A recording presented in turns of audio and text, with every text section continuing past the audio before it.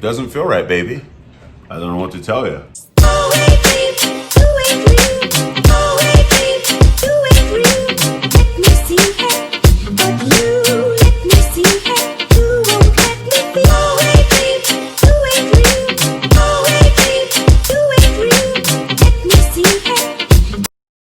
Good morning, everyone. I'm Trey with the First Date Fix, and today we're going to be talking about how to break up with someone. In a couple of videos ago, I spoke to you about how to get over a breakup. Now I'm going to be talking to you people where you have to break up with them. Now, before I get into it, let me tell you something.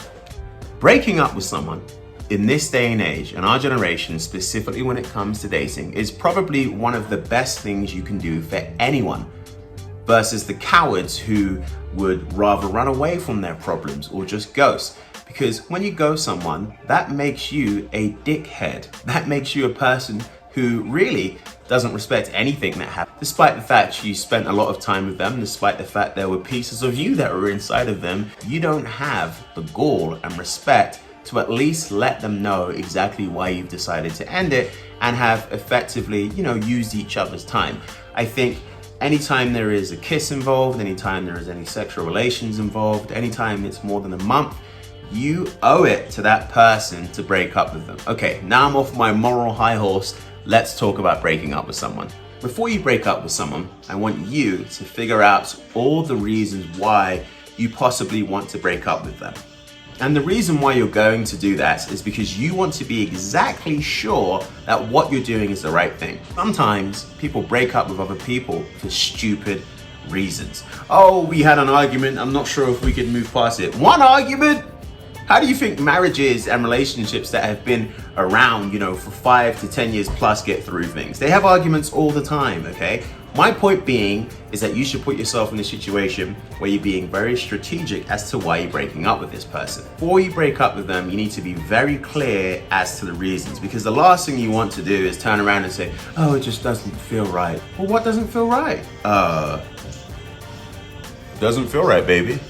I don't know what to tell you. My point being is that you have to be very, very specific with what your heart wants, what your heart needs, and exactly where your head's at. Okay, let's get into the breaking up. Number one, always do it face to face, okay? You could do it over the phone and you could do it over text, but that leads to too much interpretation. Do it face to face where they can see your intonation, they can see your sincerity, you genuinely do care about them.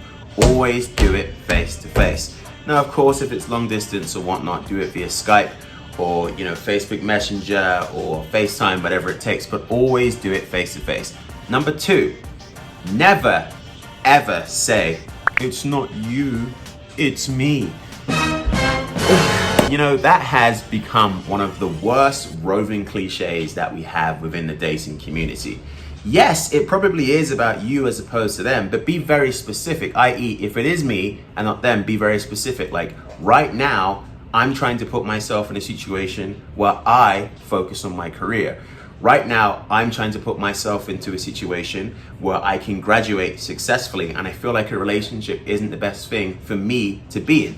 Because that way you are saying it's not them, it's you, but you're being very clear saying, hey, I'm being selfish right now. I need to be selfish for my own well-being. I need to be selfish because I feel like this is the only way that I can succeed right now. So when you are thinking it's not them, it's you, don't ever say that sentence. Be very specific about the things in your life that you would like to focus on. If someone has a negative personality and they're just generally not a good person, and you might have realized it, don't lead in with saying, well, you're just a negative person, you're just kind of a shitty person, like I can't stand being around you, right? But you want to be very specific how it affects you. I'll give you an example. I just feel like our type of personalities that we have don't really mesh well. The way you see things is differently than how I see things, and I'm not sure if that would really mold well in the future. Boom. That's basically a way of you saying that they have negative views without you directly affecting them. Now, in your mind, you might be saying, well, if you're being honest, why not just go for the jugular?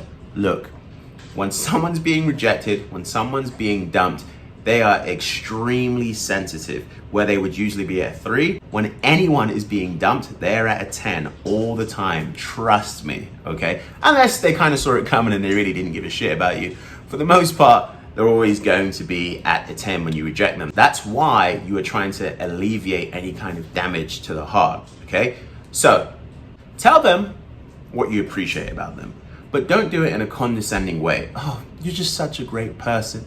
Oh, I just love the way you welcomed me whenever I'd come over to your home. Don't do it like that. But you would turn around and say, look, you know, I don't think it's meant to be right now. So it's not so much the negative saying where you say something positive and then you slide in the negative feelings and then you say something positive, but it's just don't leave the person feeling shitty, okay? For most people, if you're calm enough to go to that person's house and break up with them face to face, it usually means that it was a pretty good relationship. It was a good dating scenario. It just wasn't quite that click. And in most cases, people are going to understand because they feel the same way.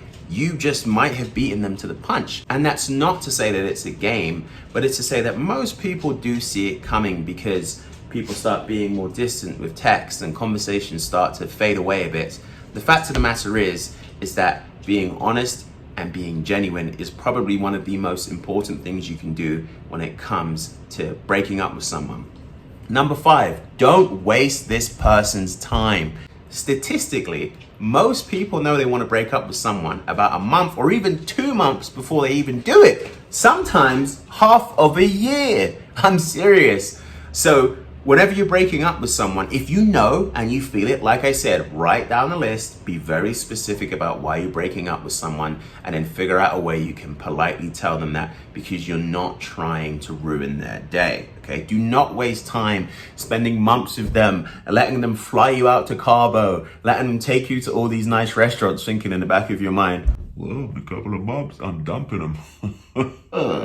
No. Once you know, you have to make that difference and you have to speak to them immediately to make that critical change in your life. Be very clear about communication strategies and appropriate behavior going forward.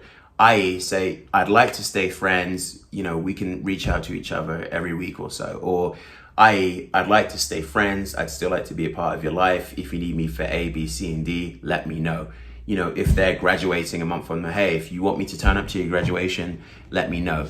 Be very clear about the specific boundaries that you would like to set after you've broken up with them, because we're all human beings, and as much as we need to break up with someone, you might see them at a club, they might be wearing that freaking dress, and you're drunk, she's drunk, and you're just like, yeah, you know, how you doing? Yeah. And then, you know, he or she might say, can I come back to your place? I need a place to crash.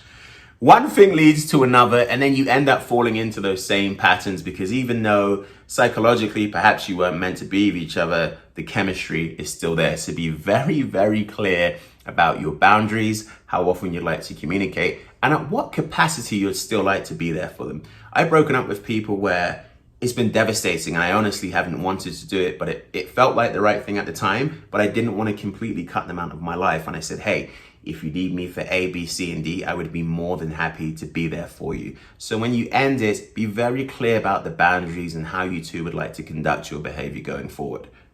Right, thank you very much for watching this video. I sincerely hope that none of you have to break up with anyone anytime soon. However, for those of you who do, please be very considerate about the person's feelings. Be very considerate about how they would feel. Be very considerate about how you would feel if you were on the opposite side, okay? And try to make sure you can alleviate as much heartache as you possibly can. Yes, there's going to be heartache. Yes, you're both going to be upset, but you want to leave it on the best terms possible. Let's start putting some positivity out in the universe and having some of the best breakups ever. All right, thank you very much for watching my video. Rest in peace, George Floyd. Boom. Have a lovely day.